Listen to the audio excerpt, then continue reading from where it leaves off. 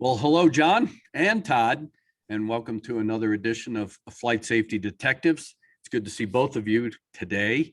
It's another hot day here in Colorado. It's supposed to be about 100. And of course, we like it because it's a dry heat. So, we can bear that 100 degrees, but we know that the folks down in the Southeast are bearing the remnants of a tropical storm that has dumped a lot of rain down there, made it really humid. And of course, out west, we're flying with some really high temperatures.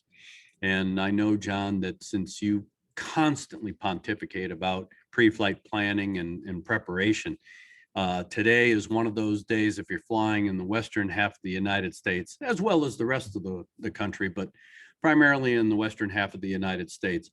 The big thing, of course, is making sure that you have the performance in your aircraft on days like today, where the temperatures are hovering in the high 90s, low 100s, because it's really going to have an adverse effect. So welcome to you both. As always, it's good to see you. So what's happening with you, John?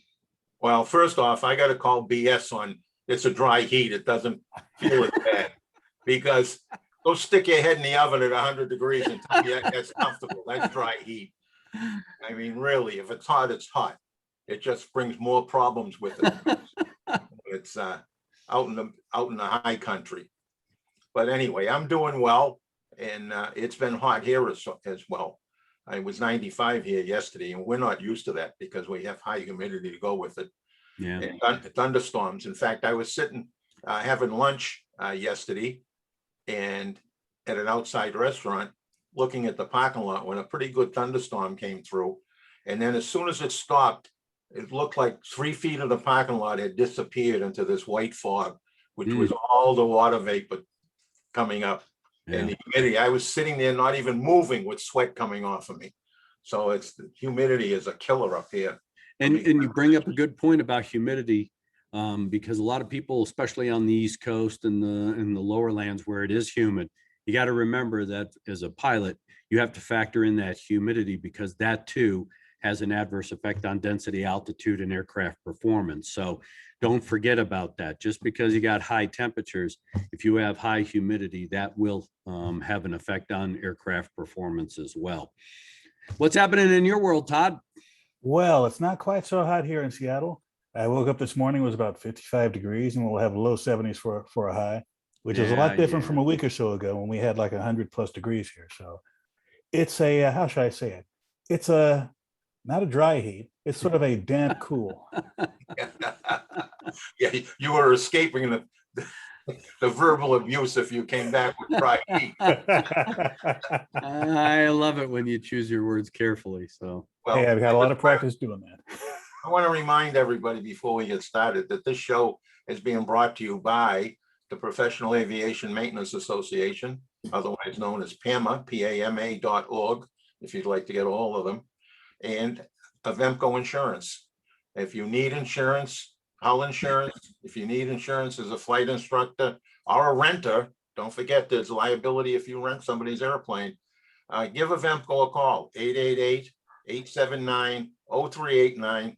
Good people to deal with, good people to talk to if you have any questions or concerns, whether you're using them as an insurance company or if you just have general questions, give them a call. Nice people to deal with. And I saw recently on a blog that somebody was shopping insurance for flying clubs and an airplane that's being used by several people that are buying into pieces of the aircraft. Definitely talk to Avemco about that kind of insurance as well.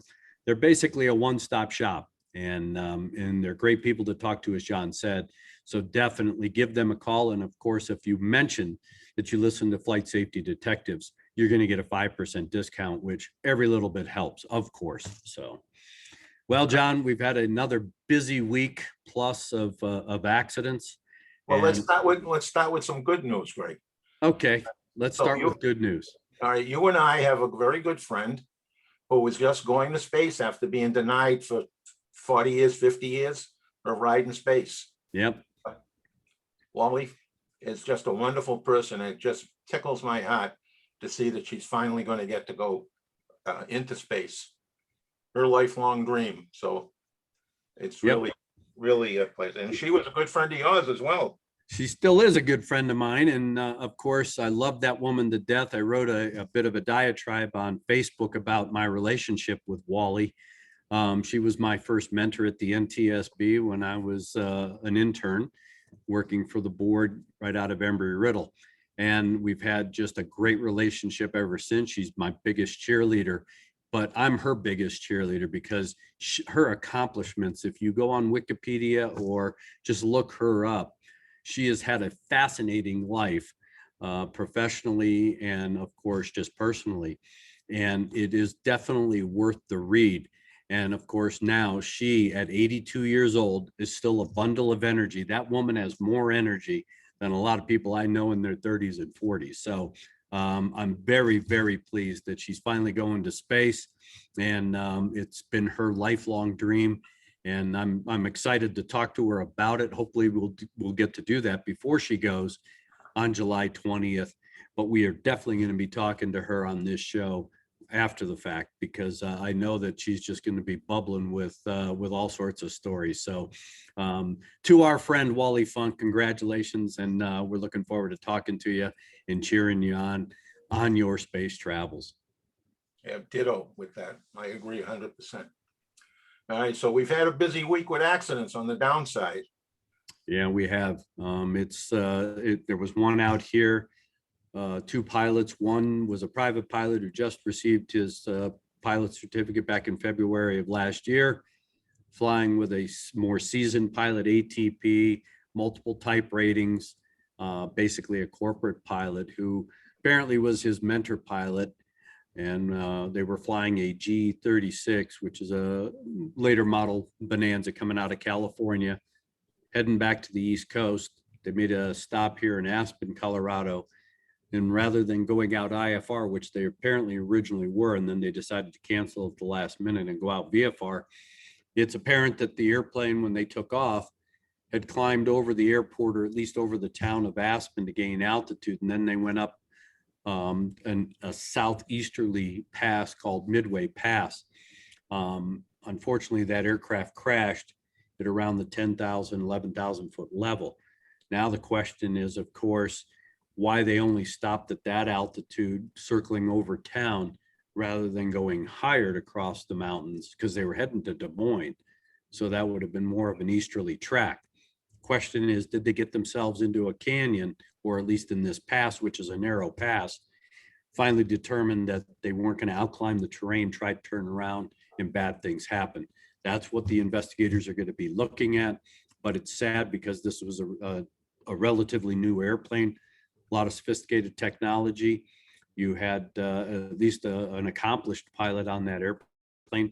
He had been on TV a couple of times providing his expert opinions for a variety of different accidents. I've seen him in the past.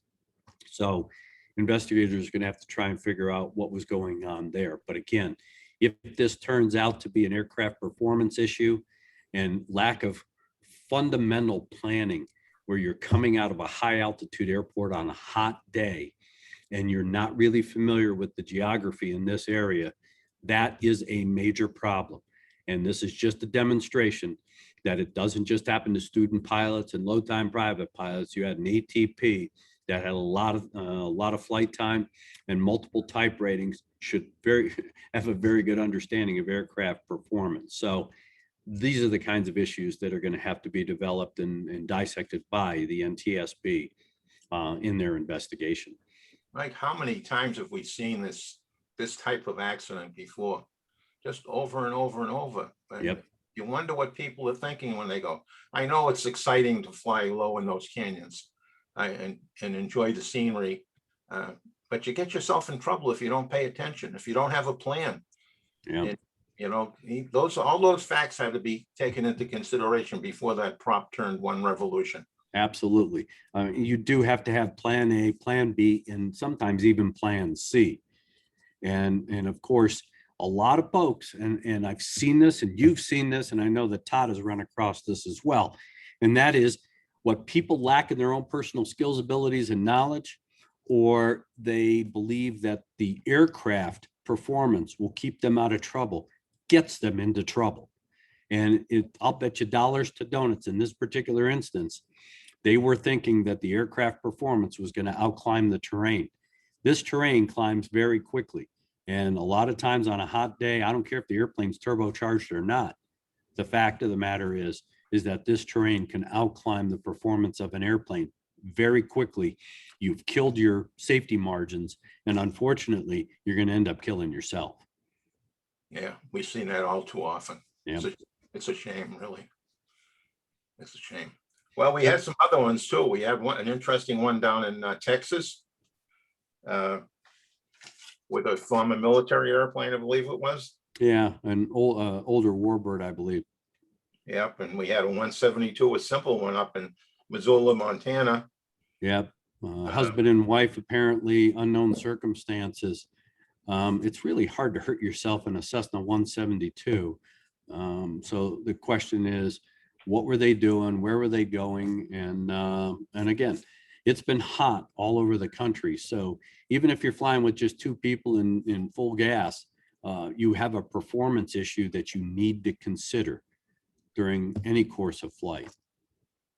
In addition to aircraft performance issues, there's also human performance because, as we all know, if it's hot, you're sweating a lot and such. There's certain physiological stresses in the body, and that may affect your decision making and your reaction time. Yep. And again, these accidents were happening around a holiday weekend. So you have to look at the self-induced pressure. Was there, one of those pushes to accomplish the mission because you're going on a holiday and that kind of stuff. So these are the kinds of things that start to factor in. And then, of course, we had a Cirrus that crashed on takeoff. And again, it looks like a departure stall type accident because the airplane didn't make it that far off the end of the runway. And then a funny one in your neck of the woods, John, and your former neck of the woods, Todd, and that is there was a Falcon 2000 out at Martha's Vineyard that actually hit a couple of raccoons and significantly damaged the landing gear. Those must have been two big fat raccoons. I mean, what are they feeding them steroids there, John, or what? Well, they're down there with all the people of substance. And even, so they're being fed steak they're being and fed lobster. well, yes. They're being fed well. It's a small island, so there is one trash dump, and it's not far from the airport.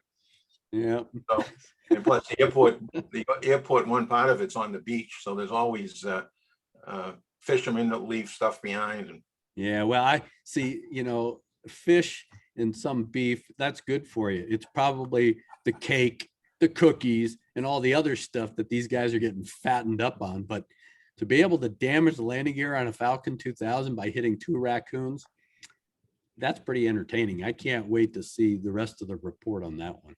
I have looked at many wildlife strikes over the years, especially birds and horses and cows. This is the first. Raccoons I've never seen before. usually they're too quick. And maybe it was at nighttime because you don't see them out during the day, usually, unless they're sick with rabies or something. But yeah, well, and they too, if you see them in your headlights at night in the road, they give you that deer in the headlight look. They're looking at you, you're looking at them, and next thing, somebody's doing something. Or cleaning something. Yeah, exactly. Right. Well, we talked about 737 that was ditched just off the coast of Hawaii, coming out of Honolulu, and of course the NTSB has now launched a partial team out to the accident site. They're in the process of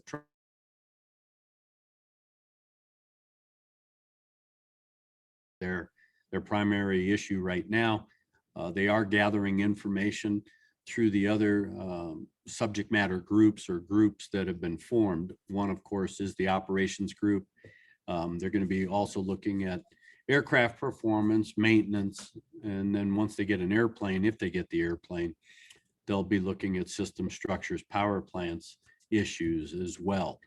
But there are a number of things that over the past week since this accident occurred, I've looked at it, and I know both you and Todd, John, have looked at these issues. I've got a shopping list full, but I know that Todd's done some work. dissected the flight path a little bit and actually looked to see where the aircraft had gone down. So I want to just turn it over to you, Todd, real quick for a Reader's Digest version of where you think, as far as depth of water, what it's going to take to not only recover the aircraft, if in fact they recover the aircraft, or they just solely go after the cockpit voice recorder and the flight data recorder. Well, let me start at the end. That is, where is the aircraft now?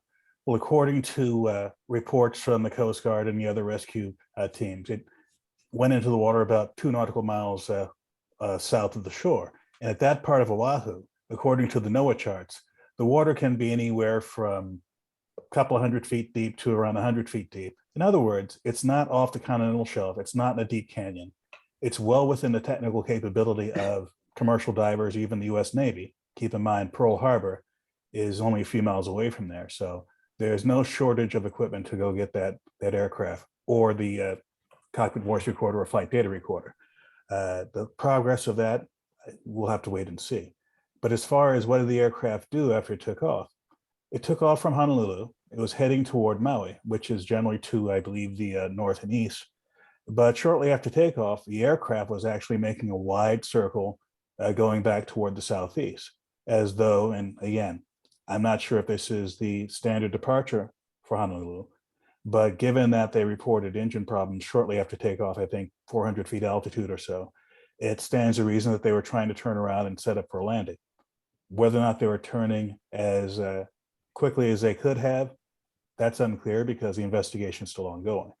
But clearly the aircraft was not heading toward its destination shortly after takeoff. Now, of course, it went in the water short of landing. Now, when you talk about the depth of water there, it's obvious that if the aircraft is only in 100 or 200 feet of water, hell, you can almost see the airplane. So it's not going to take any search effort. But of course, if it has gone off that deeper shelf or gone into that deeper shelf and that kind of stuff, that's going to be a little more expensive. It's going to take a little more time. And of course, the recovery techniques are going to be a lot different as well, because you may not, again, recover the aircraft. It's really trying to get whatever section of the airplane the CVR and the FDR are still in, and maybe you just focus on that. And that question I have for you, John, though, is we get the cockpit voice recorder, we get the flight data recorder. This is an old airplane. This airplane had almost 70,000 hours of flight time. It's a dog when you look at it from that standpoint. Plus, it's being used in the islands. So it's up and down, up and down, up and down multiple times, accumulating a lot of stressful hours, of course. And then, as we've seen in the past with historical information with these older aircraft, we always have to worry about aging aircraft issues. And then, of course, we also have to worry about aging engine issues. It's my understanding that these engines may have been hung on the wing back in 2019. But if they're worked hard, I mean, again, this is an old airplane. It's up, down, up, down, up, down. That's a lot of stresses on those engines and that kind of stuff. Where do you think that part of the investigation is going to focus? And is there going to be enough information, even though possibly this could have a very old flight data recorder, but if it was retrofitted with a newer recorder, not the type that we see on a 787, because you're still going to have limited parameters that are recorded based on this old aircraft. What are we going to be able to get out of all of that? Well, you said a mouthful there, but let's start. Yeah, I mean, I'm going to say a mouthful after this too, because I've got a lot of issues that I'd be looking at as an investigator. All right, so let's go backwards a little bit. The flight data recorder, depending if where this airplane was in its past, what the FAA let them get away with, there was a requirement to have a much more robust flight data recorder on commercial airplanes after a series of accidents in the late 90s into 2000. So if they have a really good recorder, we might end up with multiple 10s, 50, 60, 70, 80 even parameters to look at. So that would be quite helpful if it is. The second piece, you said the engines were hung in 19. Part of the problem that we're seeing now is that we've been parking airplanes that have JT8D engines on them, which is what this airplane had, by quite frequently. American has been parking their MD-80s over the last 3 years. And there's 2 engines on each one of those airplanes. And what is happening to some of these cargo operators, what they're doing, instead of overhauling the engines that they have on the airplane, they're picking up time continued engines out of essentially the scrapyard. So an airplane comes into aircraft storage and it's got an engine that's got maybe 3,000 or 4,000 hours left on it before it has to go in for a major overhaul. They're buying these engines for 10 cents on the dollar, and they're putting them on the airplanes and flying them away. And sometimes the history is not well known on these engines, and sometimes you're buying a pig in a poke. But that's the way it's going today, because there just is so many of those engines out in the deserts of California and Arizona, New Mexico. There's just a lot of them. So the board's going to really want, I mean, they'd love to see the hardware so that they can really determine the performance, because we know we had one engine fail and we had another engine that was supposedly running hot, according to the crew. Hot is relative, especially if you're, trying to keep the airplane afloat. You're probably at max blast or full power, maximum power, takeoff power. They weren't real heavy. So the question is, if they aren't real heavy and they got the engine at max blast, that airplane is certified to fly on one engine. Why couldn't they make it back to an airport? Yeah, well, obviously, maybe it was running too hot to make full power. And also, I wonder, and this is just thinking out loud, but when you look at the graph that Todd has put together of altitude, it starts at 2,000 feet, and this airplane is coming down in a step. And I wonder if they weren't throttling the engine back to cool it off and then pushing the power up to gain some more distance towards the airport. And each time they did that, they came down like a flight of stairs.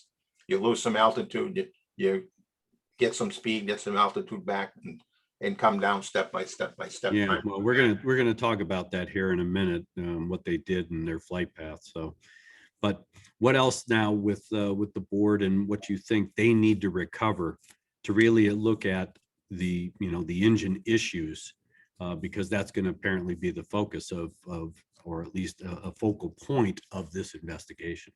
Well, they're going to certainly want to see what the fuel flow was and what the N1 and N2 were doing, depending on what recorder, it may have all the engine parameters on it.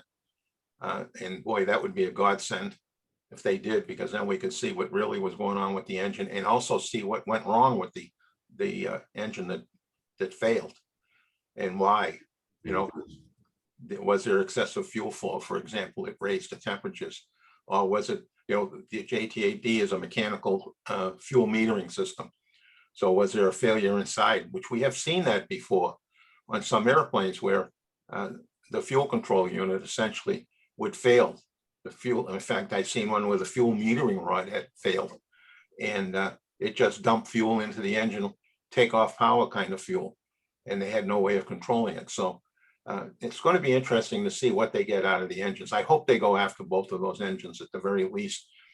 And I also would like to know where that airplane broke, the tail broke, because if it broke in the right spot forward of where the recorders are, it might be very easy to get them. Or if they're right in the area where the recorders are on either side, an ROV could easily get in there and rip away some metal and get to them. It would be a lot easier than if the airplane were intact. And Todd, if you're right, if it's only 100 feet, then it's only naval salvage people. We used them on TWA 800. They do a phenomenal job. So they could get down there and pick that whole airplane up if it's only 100 feet. Yeah. If it's still together. I'm assuming it's still together. And now, of course, that's the big question at this point. Now, you and I talked when we were doing our live update, right after this accident, and we were throwing out discussion points about what may have caused the number one to, or at least one of the engines to fail and the other one to run hot. Of course, looking at the blogs and watching all the junior investigators pontificate out there, there was a discussion about birds. Well, I mean, this accident or event took place at night. And while, yes, there is an alert for birds coming in and out of that airport, I don't think you'd see big flocks of birds flying at night. So that's not really at the top of the list for causing an engine failure. It could, I wouldn't rule it out. You got to look for evidence of that. But we also talked about, problems with fueling, and that is, was the proper grade of Jet A being used? Was it inadvertently mixed with 100 low lead or even MoGas inadvertently in the truck? And that's what got into the airplane. And that's why the one engine failed and the other one was running at an extreme temperature. Very, very definitely. We have seen that before. I mean, I've been around airports and where that has been caught on a couple of times, a couple of occasions. So it really is something that they need to look at already. And I'd like to, oops, once you get through with that call, I'd like to add something. You mentioned earlier, Excuse me, that's the house phone and I didn't turn it off. I'll do the same with mine. You mentioned earlier how the aircraft might be intact or not intact. Well, based on some of the early reports from the crews that rescued the pilots, it was reported that one of them was hanging on to some of the cargo and the other one was hanging on to the tail of the aircraft. And that implies to me that that aircraft was not intact. And it's not surprising given that this was a ditching at sea and you have the engines hanging underneath the wings. And as was seen with the ditching on the Hudson, even though that was a relatively benign environment compared to the sea state off Hawaii, one of the engines was torn off of that aircraft. So even though that aircraft was floating, it had major structural damage once it entered the water. And I was able to find out some information about the fact that the sea state at the time of this ditching, the seas were rough.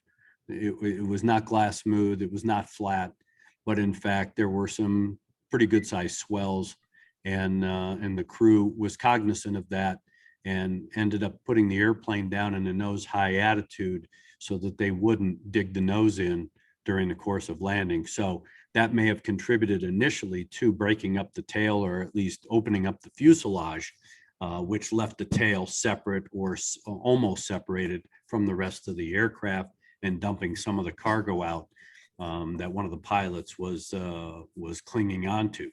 The other thing about this, in stepping back, is I started listening initially to the air traffic control communications, not really focused on the two-way, but listening to what the crew was saying. And then I went back and started listening again and again and again. I've got real issues with air traffic control in this particular event. The female controller is dealing with not only this aircraft that has a problem, and it's a reported problem, but she's also communicating with another company airplane to this particular company, Transair. And then she's on frequency talking to other people. It's like, why isn't anybody declaring an emergency here? And if you declare an emergency, that air traffic controller is going to clear the frequency, turn it over to somebody else, put those guys in a hold, stick them somewhere so that he or she can focus on that aircraft that's in distress. Now, the question is, was it because she was talking, and she was talking a lot? Was she stepping on the crew trying to declare an emergency? And even if that occurred, one, she could have asked those guys, are you declaring an emergency? And if they didn't give a response, she could have declared the emergency on their behalf and initiated, okay, I'm going to deal with this. You guys, I'm going to switch you to a different frequency, go sit in a holding pattern. I'll get back to whatever.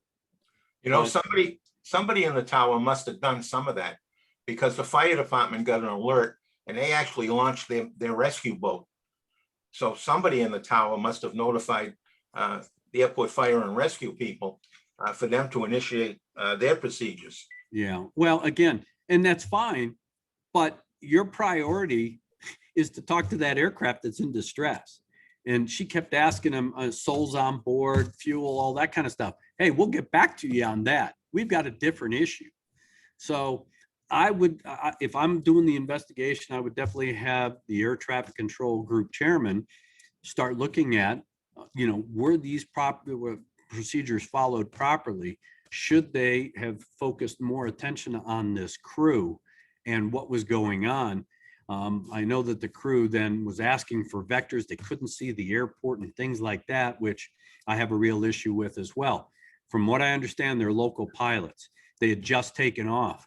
You know, you're going one direction, you make a 180-degree turn, you're going basically back the direction from which you came. You should be able to see the airport. They got up to well over 2,000 feet. So yeah, there's a lot of lights out there, but you should have been able to see a rotating beacon. That's going to be an issue to see what was going on with that particular crew. But my bigger issue is why they spent so much time making this big lazy arcing circle like Todd was talking about. You lose the engine at 400 feet, you're coming back right now. Why fly out into the abyss? And then all of a sudden, and again, it's going to be critical that they determine the timing of where this quote second engine was was running hot.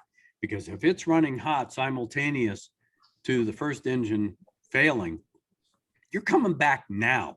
You're not going to go out there and fly around and do checklists and do things like that, knowing that you could possibly lose that second engine. And I think those kinds of things are going to be very critical to come out of the interviews with these flight crew members.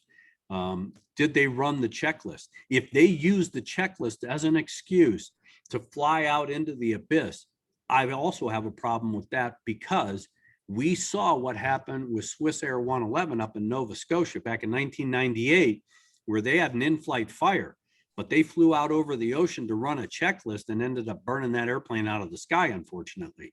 So, I mean, there are times when you run checklists, but in this particular instance where the situation is starting to cascade and get more critical, you don't want to go out there and waste time and fly 2, 3, 4, 5, 20 miles offshore. You turn around and start heading back. You can run a checklist on the way back in. And then, of course, if they were running checklists, what checklist did they run? If they didn't run a checklist, what checklist didn't they run? And it's my understanding that there may be some recollection issues between the captain and the first officer as to how the airplane may have been configured, what checklist they did and did not run. These things have to be ferreted out, because again, it requires crew coordination as to getting this airplane, sick airplane, back to an airport in a timely manner. And again, I think those are going to be very critical focal points of this investigation. Did this airplane need to be ditched? If they had turned around in a timely manner, would the airplane have made it back? If the engine let go and failed at 400 feet, they would have still been in their takeoff configuration, probably with the gear up, but the flaps still configured. You make a 180-degree turn, you come back to the runway, and I haven't looked at the weather to see what the winds were, but if they're negligible, you put the gear back down and fly the approach back to the runway you just took off on. These are the kinds of things that I would expect the NTSB in their investigative process to be ferreting out, dissecting, and really trying to get a good level of understanding. Because yes, this was successful. The other problem I have, based on information I know, and that is one of the pilots, and I believe it was the captain, was significantly injured, had a significant head injury. Well, we have shoulder harnesses on those aircraft. They are inertial reel shoulder harnesses. So the question is, how do you get a significant head injury in a controlled event if the shoulder harnesses and the seats are still intact and everything being equal? How is it that they got that head injury? Did the seat belts and shoulder harnesses perform as necessary and as designed? Did the seats come loose? Was the impact greater than a controlled ditching event? These are the kinds of things that really need to be discussed and ferreted out, because if there are crash worthiness issues, they need to be discussed, because we're still flying old airplanes out there.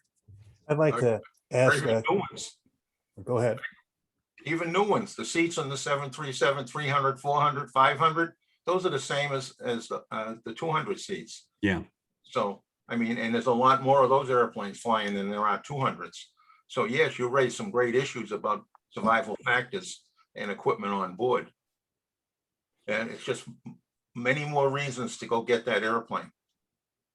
I have a question or two about the kind of information that will be available to the public at large. As we all know, the accident will probably have a report, but more importantly, there's going to be a public docket that'll have a lot of the detailed kind of things that Greg just mentioned. And what you also mentioned about the air traffic control conversation, that happened to be recorded over the air, available to the public, no restriction. But when it comes to the public docket, I know the cockpit voice recorder, the audio won't be available, but would the audio of the air traffic control conversation be available in that public docket for us to review in the future?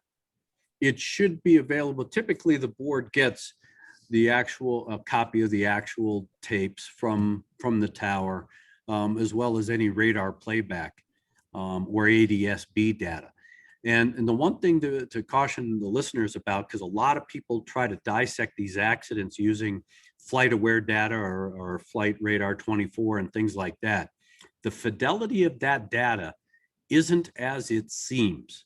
We have seen discrepancies between the actual data that the FAA records, ADS-B radar data, and then marrying it up with a transcription of radio communications with proper timing hacks.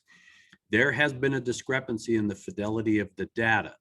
And so you can't draw a lot of conclusions from the stuff that's available right now to the public. And that's why it'll, again, be very important to dissect the good data, that is the data with fidelity, to really understand aircraft performance, what was going on, and what was taking place with the aircraft compared to the communications that were taking place, because that too tells the story. Did the crew get overwhelmed? Were they dealing with issues? Did they handle air traffic control? I mean, I know that at one point, I believe one of the pilots told the controller to stand by because she was asking questions. It's like, hey, we'll get back to you. We got to fly this airplane kind of thing. So those are going to be critical issues. And yes, that kind of information should be available in the docket. It may be in transcript form. And a lot of times when we put stuff in when I was with the board and now in my afterlife, I have to request a copy of the actual tape or playback information, radar and ADS-B, from the FAA through FOIA, because the board doesn't put those audios into the public docket. Sometimes they do, sometimes they don't. I'd like to make a note on what you just said about the flight aware and flight radar 24 data. There's nonsensical data in what I downloaded from flight radar 24. For example, it illustrates that toward the end of the flight, there was a period of time where the altitude was 0, then it pops up to 25 feet, then down to 0 again. And clearly, this was not a jet ski for some period of time. So Yeah. You can't trust the data on that level. Secondly, these organizations, Flight Aware and Flight Radar 24, they actually rely on thousands of volunteers all over the world, many of whom put together receivers that are made up of, believe it or not, a Raspberry Pi computer, which is like a $30 or $40 computer, little antenna about yay big. I have one in my office, right? I put it on the windowsill. It can pick up airplanes from 20 or 30 miles away. Mm-hmm. And it's a great tool to get a general idea of what's going on.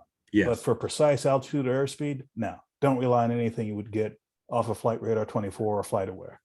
And a lot of the information that we've gotten through ADS-B and radar data, of course, we try to marry it up against the flight data recorder data, just to be able to put together a timeline of performance, what the airplane was doing versus what crew actions were and things like that. That's the storytelling, is in the data. And then, of course, it's up to the investigators to do the proper analysis of what's going on, what the crew's actions or reactions were and things like that. But you have to have good data, because garbage in, garbage out. And we've seen that in the past where we've had bad information, which provided, unfortunately, the basis for a bad outcome in the analysis. This event involved a 737-200 in the Hawaiian Islands, where the aircraft was seriously damaged and lost. Some in the audience might think back, hey, what about that Aloha event back in the 80s, where you had corrosion and aging aircraft issues? Could anything that was related to that incident be happening here? Now, my first inclination was no, it was a completely different set of circumstances. But one idea did pop in my head. Through what happened post-Aloha, there were issues certainly with the aircraft structure having aging issues and testing on that.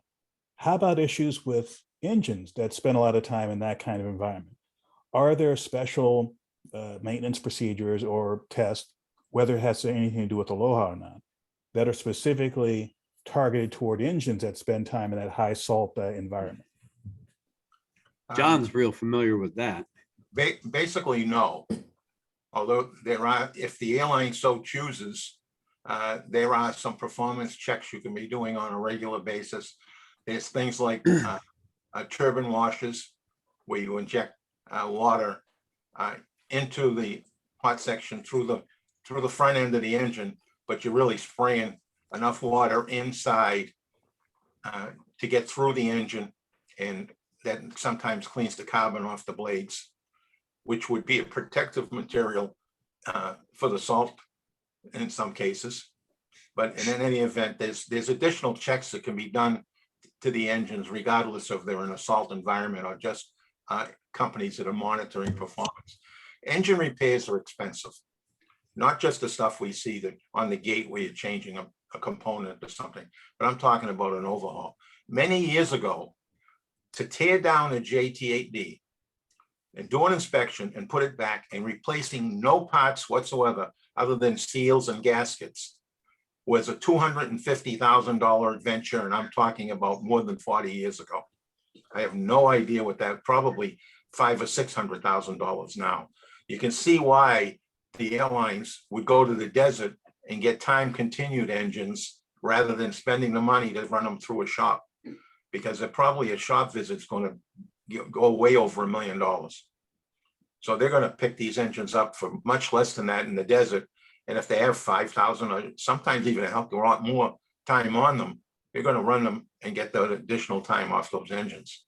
So and I think, John, you bring up a good point, and that is that's where the NTSB is going to have to focus some of their effort, of course, is dissecting the history of those engines, seeing how they were maintained. And that takes you then from the actual aircraft into the company policies and procedures. You're very familiar with it because when you and I worked accidents together, you being with the airline and the union, that was usually a focal point that the system structures or power plant group chairman would actually execute. That is, okay, I want to know the history. I want to see the maintenance. I want to see the processes. I want to see where these parts came from. I want to see the wear and tear on these. How is the wear and tear on these engines monitored? The continuous airworthiness processes that you're very familiar with, and you probably helped write when you were at US Air. Those are the kinds of things, because if this engine wasn't capable of producing sufficient power, which this airplane is supposedly certified to be able to fly on one engine, and again, they were light loaded. This was not a heavy load. If they can't make it back to the airport on one engine, I don't care if the engine's running hot. Hell, you firewall the damn thing and let it, run until it burns off the wing if you have to, but you're trying to get the airplane back. If it's not capable of producing sufficient power, the question is why? Is it mechanically induced, or is it a result of possibly a fuel issue, bird ingestion, whatever? You have to see if it's an external issue or an internal issue. And well, I'm sure that out of the 4 people that the NTSB sent out there, I'm sure one of them is going to be an engine person. So hopefully they are on top of their game and go after the data needed, not just on the flight recorder, but go after. I mean, I really would love to see those engines come up. I don't care about the rest of the airplane, but those engines, that's the focus. That is the focus. Yeah. One other question I'd like to see answered, and I'm sure the NTSB will be addressing this, is who is maintaining this aircraft? Now, typically, an airline may not have all of their repairs in-house and all of their maintenance in-house. That's okay. Question is, where was this airline going to get their airplanes looked at, C checks, D checks, etc.? Would have to be an authorized repair station, but it doesn't have to be in Hawaii, doesn't even have to be in the United States. And how difficult would it be to get information from that repair station if it were an overseas station somewhere? Yeah. That's an interesting question, because most 737 200s are not certified for extended overwater coverage. So they'd have to be ferrying it with a special ferry permit from the FAA to fly on 2 engines in that generation of an airplane. So I mean, there's just, the more you look at this, every time you look at one issue, you come up with 10 new questions. Yep. And I every mean, one of those 10 comes up with another 10. And that's what acts investigation is all about. And that's why it ends up being, or at least that's your end game, and that is thorough and methodical. You got to keep asking these questions of why until you run out of the why questions. Usually when you run out of why questions, you're pretty close to the origin of the whole sequence of events and understanding all of the issues that may have caused or contributed to the accident. So there are still a lot of questions, and especially because the aircraft has not yet been recovered, and the flight data recorder and cockpit voice recorder probably do contain some very valuable information. It's one thing to get recall from the crew. And if there is a disparity, you got to try and figure out why there's a disparity between stories, recollections, and of course, any kind of trauma that are experienced by both of these pilots that may have an influence, good, bad, or indifferent, with their recall of the events. So yes, you have some at least initial information, but you always have to corroborate it with other information, whether that is circumstantial evidence or hard fact data, such as what comes off of a flight data recorder and a cockpit voice recorder, because we've talked about this in the past, and that is they are two electronic witnesses that can't change their story. They record artifacts, whether it's data artifact or verbal artifact of the crew's discussions and that kind of stuff. They're just artifacts. Then it's up to the investigators to plug that information in to the rest of the information that they are developing during the process to either ferret out fact or fiction. And right now we're still in that stage. You know, I've had a couple of people in the last few days say things to me similar to, why bother? It's a 737-200. It's an old airplane. Who cares? But based upon what we were just saying, you could see why we care. Company policy and procedures have an impact on this, right? Including their maintenance procedures. Who does their maintenance has a impact on this. What was the time of these engines? When were they last looked at? It's a whole bunch of process questions that have to be asked and answered, and they pertain to all aviation fleets, not just this airplane. You know, one of the things that came to mind when you were talking about his takeoff and losing the engine at 400 feet, we know from the air traffic controller that there was an airport just a few miles north of the airport. Yeah. Right? Hawaii is loaded with airports because of the Second World War. I don't know how many landing strips there are around Hawaii, but I'll be surprised if there's not a dozen of them. That he could have been heading in any one of those directions around that island. Yeah. Why not? Why did he turn to go out at 400 feet? I just, that's a big question that needs to be answered. So why did you proceed at 400 feet? And I'd like to emphasize what you just said, John. The fact that it doesn't matter whether it's an old airplane. In fact, it doesn't even matter what year it happened or where it happened. These are issues which transcend time and space, in that behavior of organizations, behavior of crews under duress, behavior of air traffic controllers under duress. These questions will be with us no matter what kind of technology is in that control tower or that airplane. Yeah, and playing on that, if that was the mentality that we as investigators used, then every warbird out there, especially like the most recent B-17 accident that happened in Connecticut, the board wouldn't go out and investigate. Yeah, it's an old airplane. Who cares? You know, yeah, we killed 7 people, but who cares? That's not the point. The point is we still are operating airplanes of all calibers, all years, around the world, not just here in the United States. And there are always issues. There are always benefits to an accident investigation that can be pushed forward into basically current aviation as well as future aviation. And a lot of it, yeah, it may not be hardware related, because yes, we don't fly B-17s anymore except for air shows and tours and that kind of stuff. But it's the operation and the fact that these pilots who are required to go through certain levels of training, and the FAA has to approve pilots who fly old airplanes. There is a standard there. And do we have to change the standard? In this particular instance, yes, this is a 737-200. Yes, it's an old airplane, but guess what? They're still in use.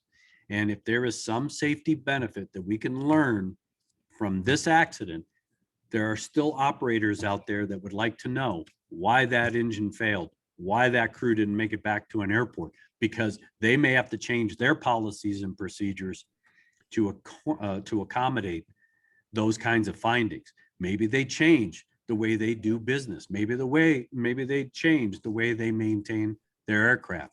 Maybe they change the way they train their pilots. So there is always a safety benefit regardless of the age of the aircraft.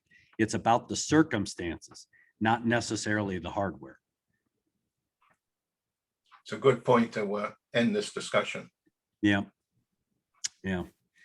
And I'm sure we'll have more discussions about this accident as more information is learned. And of course, we will keep you, our listeners and our viewers, attuned to what's going on, because John and I are constantly getting, John and I are constantly getting information. So we'll stay with this story. So my friend, now in this particular instance, it's so now my friends. It's always good to be with you on the show. We appreciate our listener feedback and our viewer feedback. And I can't thank you, those folks that are subscribing to the YouTube portion of our podcast. Now, we're getting some great feedback. I love the emails. I love the enthusiasm that people are bringing in their emails to us.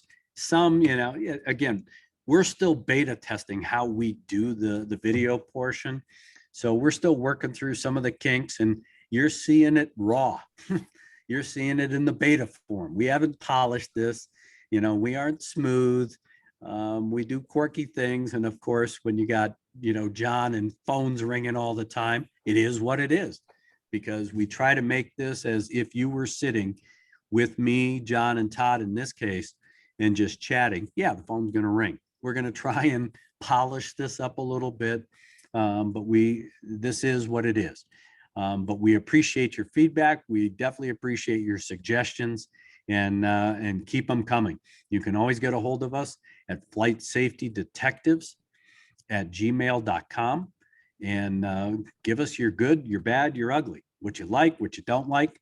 We're trying to make those changes as we get the suggestions, and we've gotten some very good suggestions. So, and of course, we appreciate Todd's participation, because not only does he contribute to our discussion, but he has been our YouTube genius, if you will, because I don't have the time and John just doesn't know what the hell he's doing. But the fact is, and see, I can always get a laugh out of John when I make a comment. So, but the big thing is that we greatly appreciate you, our viewers, and our listeners, and we will keep you informed as to not only this accident, but as we dissect other accidents as well. So, John, I know that you want to thank our sponsors again as we conclude this show. Well, before I go on to thank our sponsors, I just wanted to share some sad news that you and I have recently had. Happy 4th of July. We lost a very dear friend. Yes, we did. Somebody that I've known for many, many years. He used to work for the FAA in New York, and I crossed paths with him with some informal hearings, and I also crossed paths with him in Washington when he was at DOJ, Department of Justice, and then when he was out into the world as a private attorney. Always full of life, always ready to do anything crazy and have a good time. Just an all-around general nice guy. Yeah. Greg, and I know you knew him very well, Greg. Yeah, Greg Winton and I go back quite a ways. He was the epitome of what the FAA and the legal system should be. He's very knowledgeable. He was willing to listen. He really understood, because he was a pilot. He owned several airplanes, so he got it. He could relate. And I had the benefit and the blessing to work with him as an expert on some of the cases that he had been working on when he left the FAA and went out into the private sector. I utilized his talents for a case that I was working with a friend who got crossways with the FAA, and he brought reality to the discussion. Not, okay, here it is by the book and this is the way it's going to be. It's the practical application. And he was just the epitome. He was just a prince of a guy. And like you said, John, he was there. He would do anything for you. And he was one of my closest friends as far as my attorney friends, where when we got together, it was always entertaining with him. And he had an infectious laugh that no, you could definitely get him to laugh. And just listening to him laugh always made me laugh. Great guy. And we're going to sorely miss, and so is the industry, going to sorely miss Greg Winton in the legal profession. And I know there are a lot of people out there that are, again, friends of ours in our big circle that are hurting over this news, because this was totally unexpected and definitely premature. He was a young man in his 50s, and he went too soon. But again, we'll be thinking about him and his family throughout this grieving period. And again, we will miss Greg Winton. Yes. Amen. All right, so I want to remind everybody that this program has been brought to you by PAMA, Professional Aviation Maintenance Association, and Avemco Insurance. If you need insurance, renewing a power loss on your airplane, renewing liability insurance. If you're a student, you need liability insurance to make sure you don't crash somebody else's airplane and get drawn into a big lawsuit. Cost to defend can kill you. So if you're doing anything in aviation, general aviation, give Avemco a call. They're a full service insurance company. They cover the whole territory for general aviation. You can get a hold of them on 800 on their toll-free line, which is 888-879-0389 or avemco.com. Give them a call. Give them a try. See what they can do for you. Anytime you save money in the aviation game, is another hour you can fly.